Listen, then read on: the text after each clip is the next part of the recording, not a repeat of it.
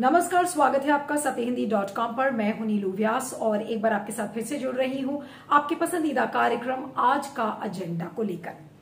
No photography, no video recordings. जी हां, ये साइन बोर्ड्स लगाए गए हैं पूरे राजपथ पर। दिल्ली के जो राजपथ है, जहां पर सेंट्रल विस्टा प्रोजेक्ट जो रीडेवलपमेंट प्लान है, उस पूरे प्रोजेक्ट का निर्माण हो रहा है, उसके चारों तरफ अब इसी तरीके के साइन बोर्ड्स लगा दिए गए हैं कि ना तो आप वीडियो रिकॉर्डिंग कर सकते हैं और ना ही आप तस्वीरें खींच सकते हैं। और अब आपको बता दें कि जो ये पूरा स्ट्रेच है, वहां पर अब कोई फोटोग्राफर या जर्नलिस्ट तस्वीरें खींचने नहीं जा सकता है। आपको जितनी भी तस्वीरें अभी तक मिली थी सेंट्रल विस्टा प्रोजेक्ट की, वो इसलिए हम जितने भी जर्नलिस्ट हैं वो दिखा पाए क्योंकि उन्होंने वहां पे जाकर तस्वीरें ली कि किस तरीके से महामारी के बीच में सारे मजदूर अपनी जान को जोखिम में डालकर उस सेंट्रल विस्टा प्रोजेक्ट के निर्माण कार्य में लगे हुए हैं। लेकिन इस तरीके के साइन बोर्ड्स क्यों लगाए गए हैं? जर्नलिस्ट ने सीपीडब्ल्यूडी के ऑफिशियल से पूछने की कोशिश की तो उन्होंने इस पर कोई भी जवाब देने से मना कर दिया। अब आपको बता दें कि सेंट्रल विस्टा प्रोजेक्ट को लेकर तमाम स्कॉलर्स, म्यूजिशियंस, म्यूजियम आर्टिस्ट और बहुत ही अंतर्राष्ट्रीय नामी गिरामी लोगों ने भी पत्र लिखकर प्रधानमंत्री नरेंद्र मोदी को ये कहा है कि किसी भी तरीके से सेंट्रल विस्टा का प्रोजेक्ट रुकना चाहिए, उसको सस्पेंड करना चाहिए और उस पर नए तरीके से सोच विचार करना चाहिए। उन्होंने सबसे पहले तो ये कहा कि महामारी के दौरान जो ये पैसा है, ये इस समय महामारी के लिए लगाया जाए, तो ये एक इमीडिएट प्लानिंग है। लेकिन लॉन्ग टर्म प्लानिंग के लिए साथ में ये भी इन स्कॉलर्स ने कहा है कि नेशनल म्यूजियम है, Indira Gandhi national centre for arts है, ये सारी चीजों का ये जो इनका स्थानांतरण होगा, इसका जो रीलोकेशन होगा, उसकी रीलोकेशन के टर्म्स एंड रेफरेंसेस क्या होंगे पूरा क्योंकि लटियंस बंगलो जोन उससे अफेक्टेड होगा, तो उसको लेकर एक कंसल्टेशन प्रोसेस होना चाहिए। लेकिन इस तरीके की बातें पिछले साल भी हुई थी, लेकिन इस बात को न कोर्ट ने माना और न मोदी सरकार ने माना। अब जबकि कोविड महामारी के दौरान इस प्रोजेक्ट की जमकर आलोचना हो रही है, तो मोदी सरकार की एक ही स्ट्रैटेजी है कि न फोटो खींचने दो, न लोगों तक असलियत पहुंच पाएगी। यानी कि जो भी असलियत है, उस असलियत को ढको और सेंट्रल विस्टा प्रोजेक्ट को एन केन प्रकारेण इस निर्माण कार्य को जारी रखो। क्यों? क्योंकि मोदी सरकार की लेगेसी का सवाल है, उनकी नाक का सवाल है कि जो 75वां जो इंडिपेंडेंस डे है, उसके पहले इस निर्माण कार्य को खत्म होना है किसी भी तरीके से। तो इसमें कहीं ना कहीं मोदी सरकार की नाक का सवाल है, उनकी ईगो का सवाल है, उनकी छवि का सवाल है कि देखिए, हम जो कहते हैं इतनी जल्दी हम प्रोजेक्ट्स को बनाकर तैयार करते हैं, भले ही हम लोगों की जान को जोखिम में डाल दें।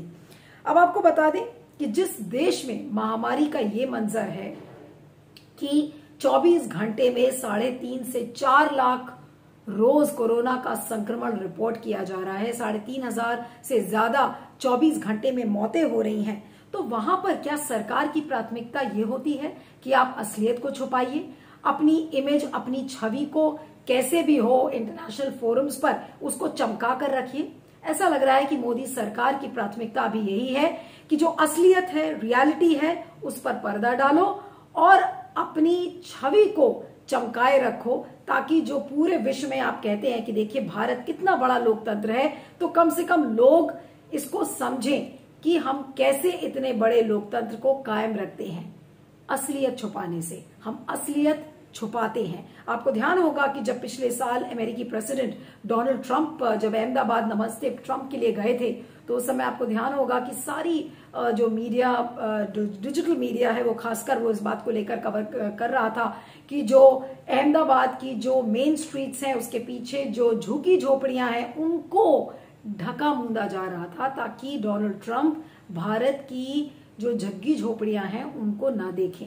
यानी सुंदरता बनाए रखें। कैसे? पर्दा डालकर। असलियत पर पर्दा डालो और सुंदरता बनाए रखो। वही स्ट्रैटेजी मोदी सरकार की कोविड-19 से निपटने में भी है।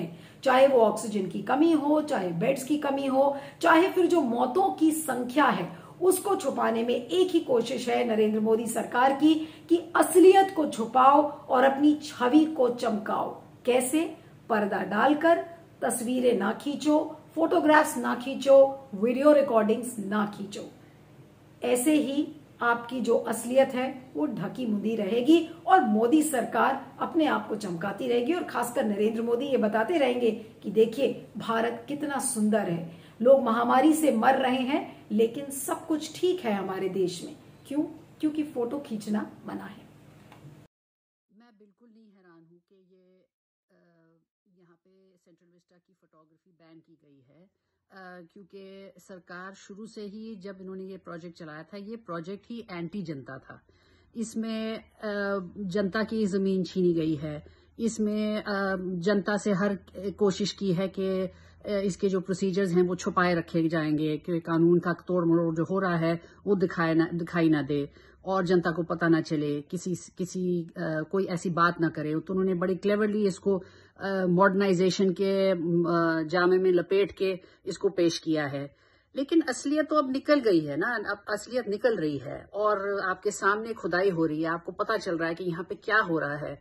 और इस माहौल में जहाँ पे लोग मर रहे हैं, लोग लाशों की ढेर है, आप इस तरह का प्रोजेक्ट धड़ल्ले से कर रहे हैं और तेजी से इसका निर्माण कर रहे हैं, तो ये सच तो निकल गया है ना। तो अब इसमें छुपाने का क्या मतलब है मुझे नहीं पता। खास करके ये जो सरकार है जो डिजिटल मामले में बड़ी तेज है और इन्होंने सोशल मीडिया पे बहुत ज्यादा इसका फायदा उठाया, इस्तेमाल किया है।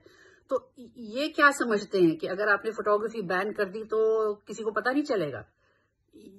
मुझे ये समझ नहीं आया इनका। नेचुरली ये तो डेफिनेटली बिल्कुल ही सही है कि जर्नलिस्ट को या कोई भी आम शहरी भी हो, दिल्ली वासी हो, उसे आप रोक रहे हैं कि अपने ही शहर में वो फोटोग्राफ नहीं ले सकता। सबसे मशहूर और सबसे शानदार जो इलाका है दिल्ली का, उसमें वो फोटोग्राफी नहीं ले सकता। तो क्यों? लोग सोचें कि क्यों नहीं ले सकते। इसमें अगर आप कुछ ऐसा कर रहे हैं जो आप समझते हैं कि बहुत ही ठीक है, तो इसमें तो कोई प्रॉब्लम नहीं है, क्योंकि आपको पता है कि अल्टीमेटली आप कुछ एक चीज पेश करेंगे।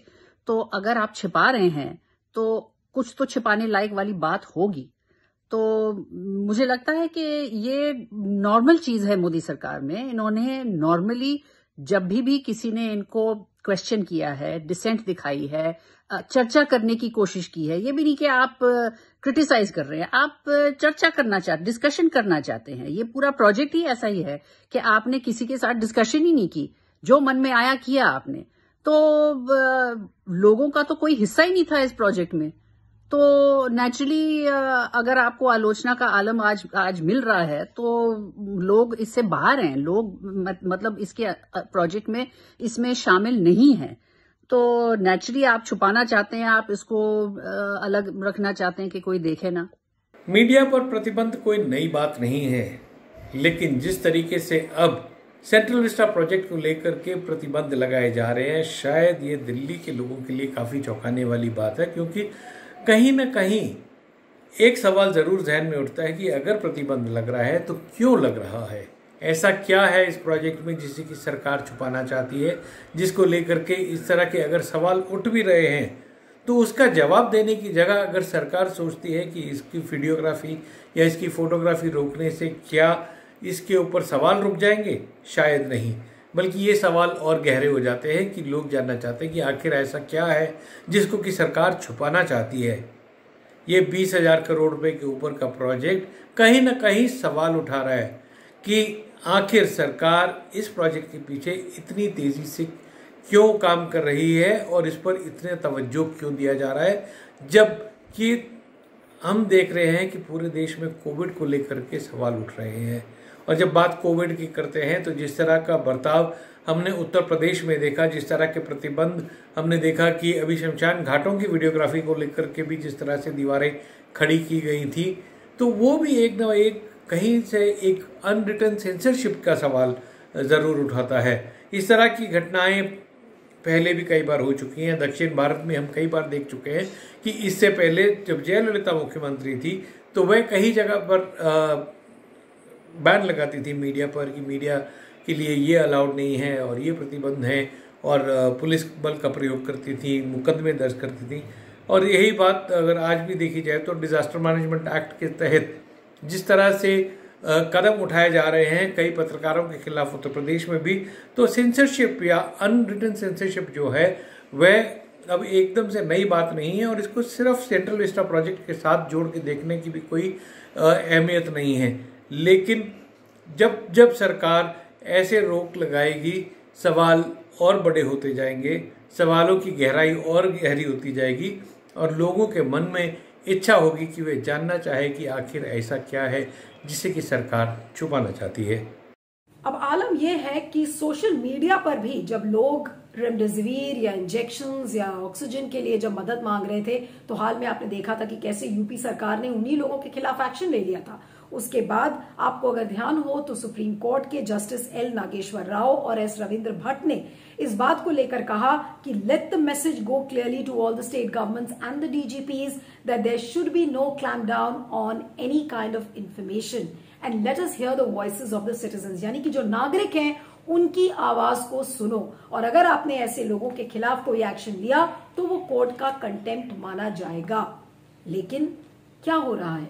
असलियत तो छुपाई जा रही है। जर्नलिस्ट को फोटो खींचने से मना किया जा रहा है, तो आप कम्युनिकेट भी ठीक से नहीं कर सकते। मेन स्ट्रीम मीडिया नहीं करता है, लेकिन डिजिटल मीडिया जो करता है उस पर आप अपनी नकेल को कस दीजिए।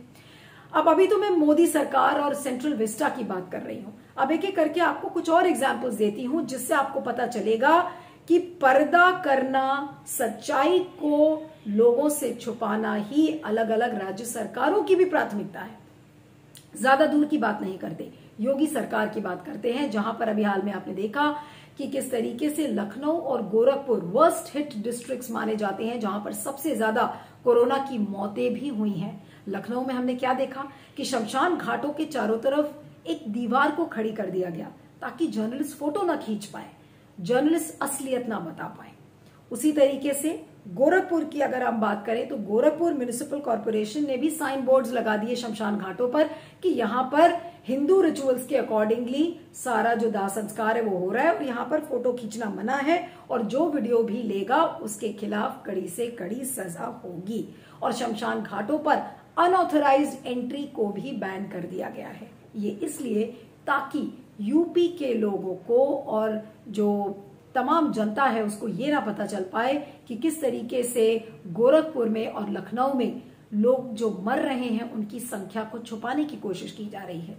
और ये जो मौतों की जो संख्या छुपाने का जो आलम है, ये सिर्फ लखनऊ और गोरखपुर तक ही सीमित नहीं है।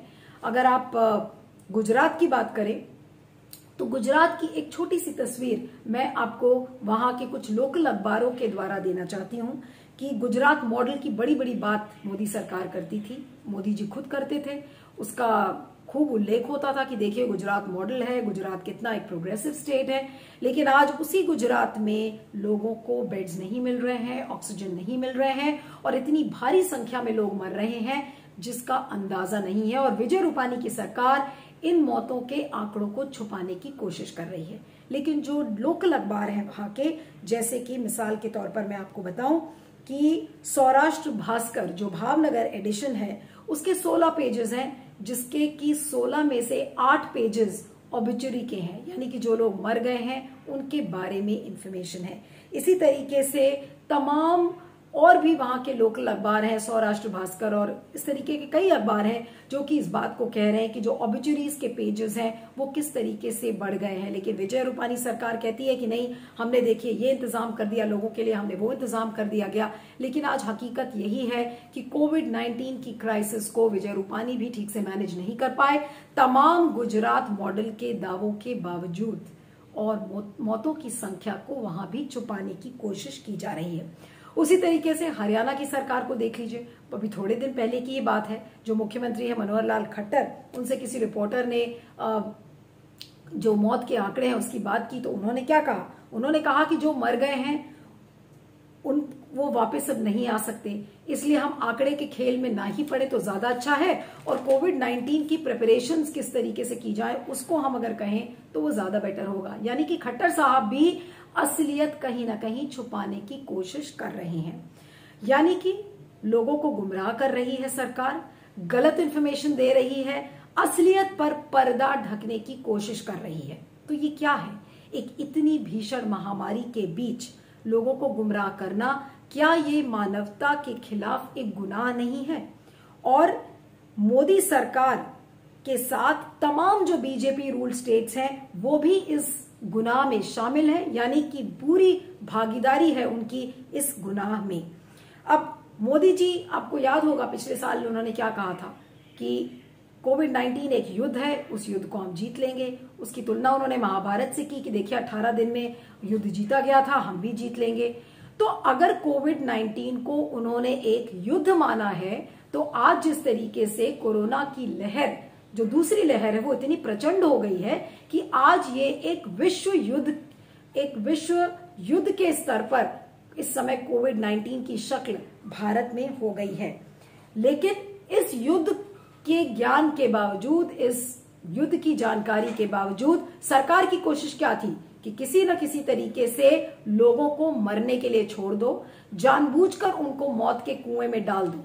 लेकिन चुनावी रैली करते रहो, कुंभ मेले में स्नान करते रहो, और जब भी कोई मीडिया इन बातों को उजागर करे तो उसको एंटी नेशनल बता दो, या वो कह दो कि ये भारत के हित में नहीं है, हम इन रिपोर्ट्स को मानते नहीं है। ये एक स्टैंडर्ड रिप्लाई है।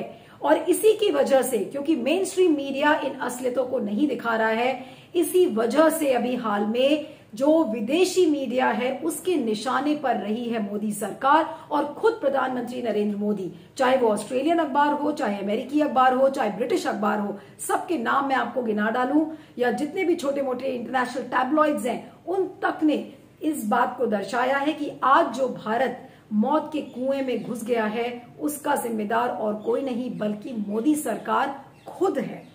और आपको बता दें कि खुद डॉक्टर हर्षवर्धन जो स्वास्थ्य मंत्री हैं, उन्होंने भी पिछले साल के बिल्कुल अंत में ये कहा था कि we are living in an age of silent war, यानी कि पूरी सरकार इस बात को मानती है कि ये एक युद्ध है।